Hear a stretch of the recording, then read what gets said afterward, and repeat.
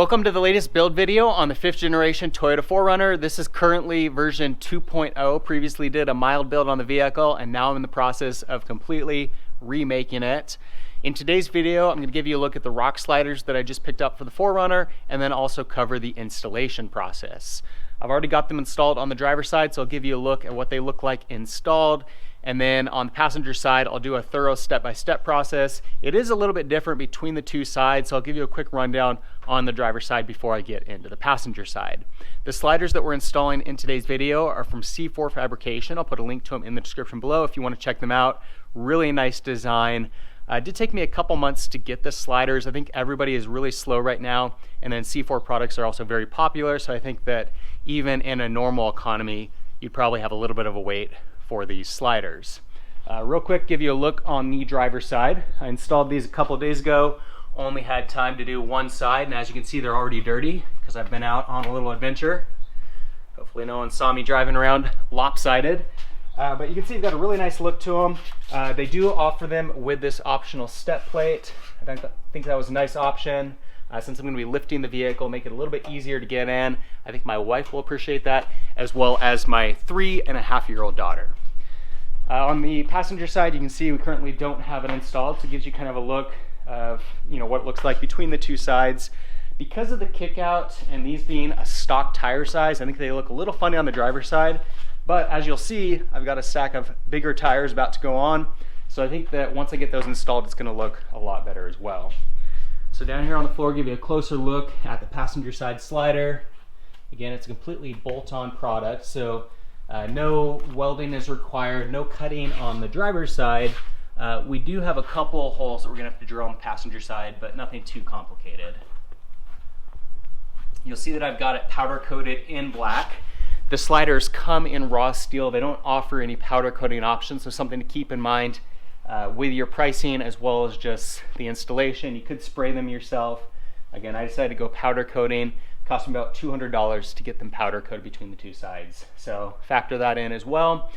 With that, I'll give you a quick rundown on the driver's side installation, and then we'll do the step-by-step process on the passenger side. Your life's gonna be a lot easier if you've got a friend to help you with this installation, but it is possible to do it by yourself. The proof is right here as I installed it without any assistance. You're gonna wanna make sure that you've got a good floor jack. You're gonna need to be very patient, take your time, be very careful so you don't drop it on your head or on the floor. Now before we install this, we've got to remove a 12mm bolt for the rear brake line. Come in right here, you can see it right here. You have this little bracket. This is not the original bolt, so yours is going to look a little bit different. 12mm socket for that. And then we also need to either drop down the entire skid plate for the fuel tank, or at a minimum there's 4 bolts that need to be loosened. These are not original again, but you're going to need a 13mm socket wrench. We've got one here, one here, one here. Remove all 3 of those. And then coming back behind in here, we've got one more bolt right here that you can loosen.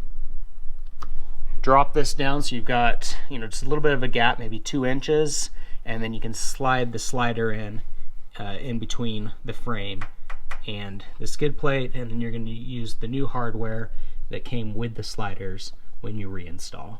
Once you've disconnected the brake line and dropped the skid plate for the fuel tank, now you're ready for installation. Since I did it myself, I found the center point of the sliders, used my jack stand to lift it up slowly and then kind of slide it into position. If you've got 2 people, you could each take one end of it, maybe get some jack stands on either side so you can kind of rest it in position. And then once you've got it lined up, you're basically just going to hand tighten the hardware that came with the sliders. There's a number of holes right where the punch outs are in the sliders that go right into the frame. Just screw those in by hand, nice and loose. And then once we've got them all installed, then we're going to tighten them up to spec, which is 30 foot-pounds. Give you a quick look down here at all of these locations. You see we've got a bolt here, 2 here, 2 here, 1 there, 1, 1, 1, 1, 2 more back here, and then 2 more back here. Again, we've got the new hardware at the skid plate, and then you're gonna retighten that 1 bolt at the back. That is the original. Again, this is just going to take a little bit of patience. You want to make sure that as you're tightening these that you do it concurrently, so hand tighten them all and then go with your wrench and slowly tighten them up before you get them fully to spec. Now we're going to go over the complete process for the passenger side. I think that's going to make this a little bit more clear, but I wanted to give you a quick rundown on the driver's side first. On the passenger side, first step here is to remove this bracket for the rear brake line. So 12 millimeter socket wrench here. Go ahead and loosen this. Now we're going to discard this bolt, as the sliders come with a replacement that's going to be a little bit longer to reach through this bracket as well as the slider. Go ahead and remove that. And then here on the passenger side, we don't have to deal with that skid plate for the gas tank because it's on that side. So this is the only piece that needs to be removed before we slide the sliders up into position. So we're just going to want to make sure that we leave this bracket kind of up out of the way as we're sliding that into position. Make sure that this isn't trapped back behind. So now we're ready for the installation. As you'll see, I've got the floor jack here with a piece of cardboard sitting between the floor jack and the slider is positioned so that it's perfectly balanced in the middle. I'm going to gently slide this under the vehicle, move it back and forth as needed to get all of these holes here to line up with the holes that are in the frame from the factory, and then we will start putting in some of those bolts hand tight, and then we'll torque them up to spec in a little bit. All right, so we're just gonna hold on to the slider as we move this into position, gently raise it up. Again, make sure that you don't get that brake line pinched in between the slider and the frame as we're doing this. We'll make sure that we leave plenty of clearance there. So we need to slide back a little bit.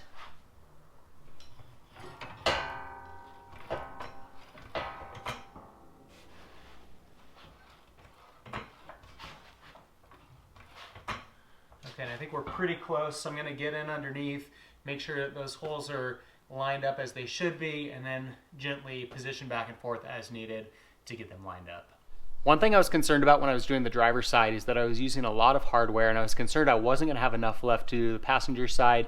That actually is intentional. We use more bolts on the driver's side than the passenger side. The reason for that is that there aren't as many holes in the frame here on the passenger side to be able to connect through. So we're going to use fewer on this side, and we've got to drill 2 holes and use a different type of bolt to connect on this side. So don't be concerned if you do the driver's side and you're running out of bolts. That is intentional. Now once we've got this mostly in position, some of our holes are going to start lining up. Look down here and you can see we've got a hole lined up here with this punch out. We're going to take the new hardware that came with the kit. You got the brass washer and bolt. We're going to go ahead and take that and then just hand tighten it in there a little bit, and then we're just going to work our way down, and any location where we've got a hole that's showing, we're going to hand tighten those. You may need to adjust slightly as you work your way down to get those holes to line up. We're going to go ahead and just kind of work on getting those lined up. We're still going to leave it resting on the jack stand to hold that weight as we go, but just kind of work your way along and get all of those bolts installed. Once all of the bolts are installed where there are bolt holes, tighten up a little bit with a wrench, but not fully just yet, and then we're ready to install this long bolt that came with the kit. You're going to want to put a washer on there, and then that's going to go through right here where we've got the jack stand positioned. You see a hole in the slider. Take this, pass it all the way through the frame, and then on the other side we're going to install this washer and nut. With the bolt passed through, we're going to install the supplied washer and nut, get that hand tight. We're going to wait to torque this up for a few more steps. So up at the front of the vehicle where the cross member that supports the transmission meets the sliders, you'll see that the slider has a punch out on each side here, but the frame itself doesn't have any holes. On the driver's side, it's got those holes there already. On this side, we're going to need to go ahead and drill a 5/16 inch hole on each of these 2 sides. With both holes drilled, we're ready to install the supplied bolt, locking washer, and flat washer.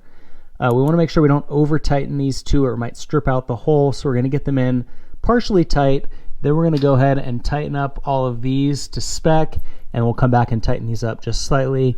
Make sure, again, that you don't over tighten these two. Our last step is to reconnect the brake line. You'll see, again, we've got the bracket right here.